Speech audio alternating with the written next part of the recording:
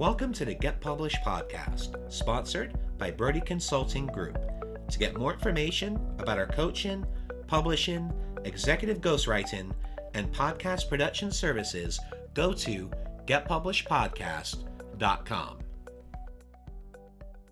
Hello, I am Paul Brodie, and thank you for joining us for another episode of the Get Published podcast, where we help authors get published with a proven system that works. Today, we're being joined by Dr. Renee Fredrickson, author of Repressed Memories, A Journey to Healing. Dr. Renee, welcome to the show.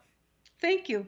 All right, question number one. What is the one piece of advice that you would give to a first-time author who is currently writing their book? Well, the most important piece of advice I can think of is you will get criticism and you will have controversy. No matter what your book is, no matter how nice you try to make it or bland, it will happen. So my motto is be prepared, not scared. And an example that I saw on Food Network was a woman, Barbara Klofta, who wrote a book called High Heat Roasting. And she said, I told my husband when I wrote this book that for the first time I've written a cookbook that's not controversial. And oh, was I wrong? This book has just created a storm of anger and criticism for her. And I thought, well, if you can't write a cookbook without getting controversy and criticism, you don't stand a chance to avoid it. So it will happen. And it can happen at the beginning as you're starting from close friends, your support circle, who'll say,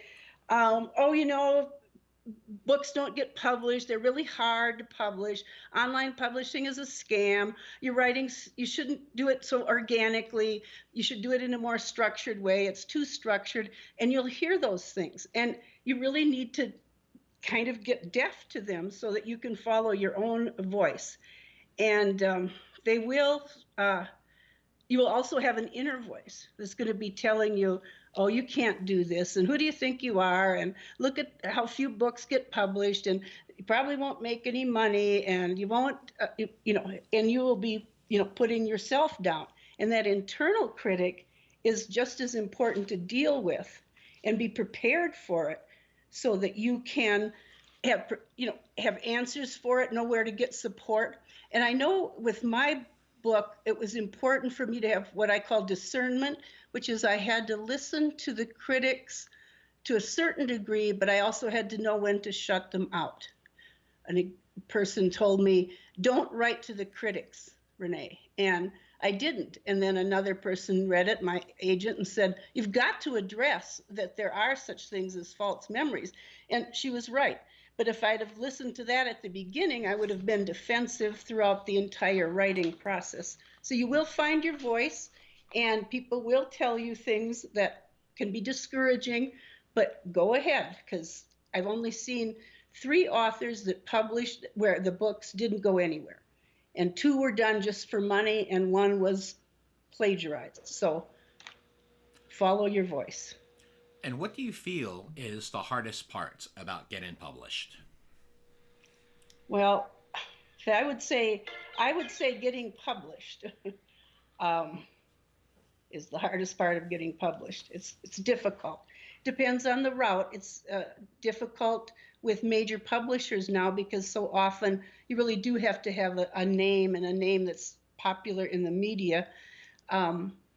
And also you can go do online publishing. And again, it depends on which venue you pick. But again, you're going to get criticism and you're going to get controversy. An example is, as I was telling you before the show, Paul, my book was turned down by Simon & Schuster because they said they didn't feel that the topic was warranted an entire book. And then Houghton Mifflin bought it, but then Simon & Schuster bought Houghton Mifflin. So Simon & Schuster became my publisher. And that was very, very interesting to deal with that shift. And one of the things about publishing is people will say to you, or you will say to yourself, again, that inner critic, that inner shamer, I would say, will tell you, it's already been written. There's nothing new.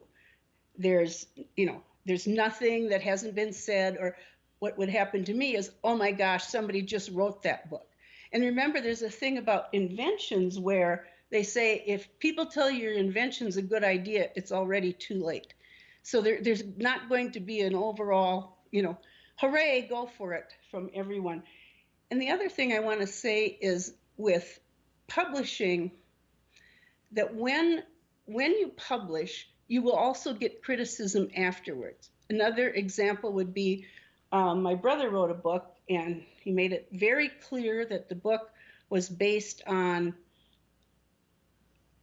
his fictionalized interpretation of events, not the real people. And the first thing that got posted on his website for the book was from a 14-year-old girl whose father had been murdered in this book and was a hero rather than, as my brother had cast him, as a collaborator or whatever. So, you just cannot, you can't predict it. I know I published my book, and within a week or 2 weeks, there was an article in the American Psychological Association journal.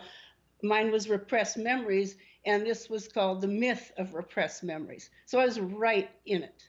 And people took a lot of energy and time to try to destroy the book.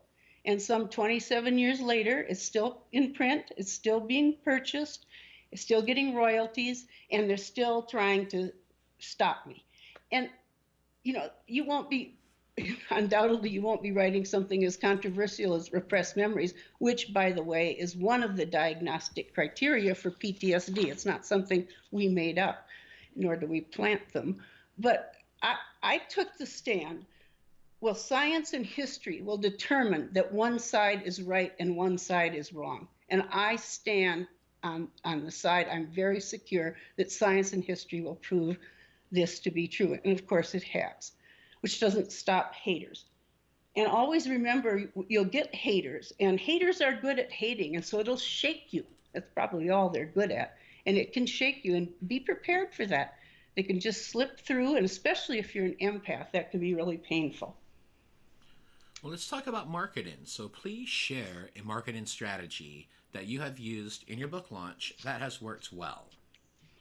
Well, Paul, unfortunately, I just wrote my book and, sent it out, and 10 days later it got purchased. No one talked to me about marketing strategies. I went through the whole thing dissociated and kind of like not understanding. So I would say be prepared for all the forms, at least know all the forms of marketing that you can do. Social networking now is very popular. It's very important. But remember, word of mouth travels almost as fast as the internet. I mean, I know when a good joke comes along, I hear it on the phone before I see it online because it just spreads so rapidly. Also, social media is necessary, but having such a large following is not always required, because you will create a following, as many authors I know have. They wrote their books and it created a following and created opportunities. Another thing I would say is that you're undoubtedly, in your marketing, you're going to get onto where you're a part of a panel or part of a discussion with other authors.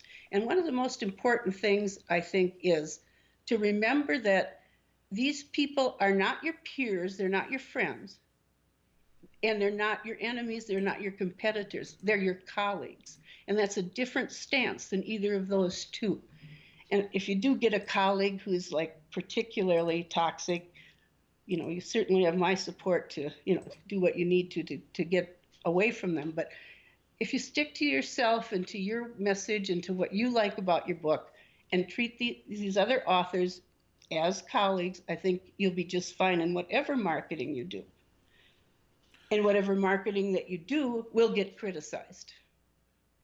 Well, speaking of books, I'd like to know what is your favorite book and what was the number one thing that you learned from it? Well, there's so many favorites, of course, but I think one of the most enduring for me is a book by John O'Donohue called To Bless the Space Between Us. It's a non-denominational, there's very little mention of God. book of blessings for anything in life. It covers most situations. Some have been really important to me, like the time of necessary decision, where you really have to decide which way you're going to go. And also there's places for celebratory blessings. And I think that the blessing on courage was one of the things that was most important to me. It was most helpful to me, because there are times when you'll get scared. And one of the things that it said in courage is that I like is invoke the learning of every suffering you have suffered. And that was really important to me, being stalked, harassed, hated on, vandalized, every form of awfulness you can experience, was to gather that whatever the suffering, if it was new for me, to gather what I knew about other times I had survived. I also love the celebratory things for a new beginning. And one of the things he talks about is that if you have, in one of the blessings is, if you have a longing, it's actually an urge. And if you have it for a short time, that's one thing. Like, I wanted to own a Monet for 3 days in my life, and that was a big deal. It was never going to happen. But the urge to write a book, particularly the one I'm working on now, Mapping the Emotional Underground, that's been with me. And to hear it described as an urge, a longing that predicts an urge that you have and that you need to listen to. And for our final question, what is your favorite quote and why? There's so many good ones. Shame is always a lie is one of my favorites. It's always a lie. It may have a kernel of truth of some other thing you should feel guilty about, but it's always a lie. But the one that has informed me the most and that touches my heart the most, I worked with infant and early childhood sexual abuse, both child survivors and adult survivors who were abused during that time period, is a quote from Dickens where he says, "It's no small thing that they who are so fresh from God should love us." And, whenever there's criticism and controversy, if you return to the internal goodness that you had when you were first born, when you were a child, or the childlikeness that you have now, or you just hang around little children who don't have that kind of criticism. They have their own wisdom. To me, that's really been important to be both of comfort and of guidance.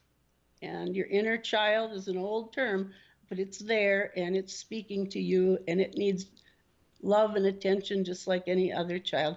And it is no small wonder that you would love someone when you're so fresh from God. It is a miracle in a way. Well, Dr. Renee, I want to thank you for being a guest on the show. What is the best way for people to find you online? Well, I have a Renee Fredrickson at iCloud.com. And then also I do have a website that is in the process of being built. That's reneefredrickson.com. And that should be up within a matter of a couple of weeks. So either way is fine, depending on your urgency. Dr. Renee, thank you once again for being on the show, and I wish you all the best in your author journey ahead. You too, Paul, and all of you authors out there. Thanks again for joining us today. To learn more about how you can be featured in our brand new Get Published business book, go to getpublishedpodcast.com.